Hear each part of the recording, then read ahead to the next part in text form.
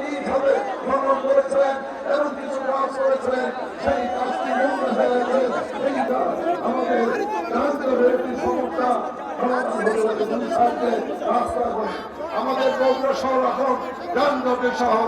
এই জন্য বিকল্প অনেক রাস্তা আমাদের তৈরি করতে হবে। আপনি যখন বগুড়া আসতেন, রাতে ঘুরে বেরিয়েছেন, দিনে ঘুরে বেরিয়েছেন, মানুষের সাথে কথা বলেছেন, মানুষকে সহযোগিতা করেছেন, লেখাপড়া শিখেছেন, অনেক আপনার অবদান এই বগুড়াতে রয়েছে। আমরা বগুড়ার মানুষ সেটি কিন্তু ভুলে নাই, আপনাকে এখনো স্মরণ করি। আমি আর বক্তব্য বাড়াবো না, আপনার বক্তব্য শুনতে চাই।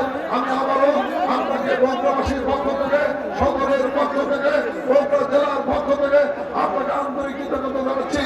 আজকে বগুড়া এসে বগুড়ার উন্নয়নের দরজা খুলে দিয়েছেন, সেই জন্য কৃতজ্ঞতা জানিয়ে, ধন্যবাদ জানিয়ে, আপনার সুস্বাস্থ্য দীর্ঘায়ু কল্যাণ কামনা করে আমার বক্তব্য শেষ করছি। আল্লাহ হাফেজ। বাংলাদেশ জিন্দাবাদ। মহান স্বাধীনতা যুদ্ধের ঘোষক বীর মুক্তিযোদ্ধা বীরোত্তম শহীদ রাষ্ট্রপতি জিয়া রহমান অমর হোক। গণতন্ত্রের অপসীম নেত্রী, ডেমোক্রেসি সাবেক প্রধানমন্ত্রী দেশনেত্রী বেগম খালেদা জিয়া অমর হোক। গণতন্ত্রী বাংলাদেশ সরকারের মাননীয় প্রধানমন্ত্রী জনাব তারেক রহমান দীর্ঘজীবী হোক। সবাইকে ধন্যবাদ। আসসালামু আলাইকুম।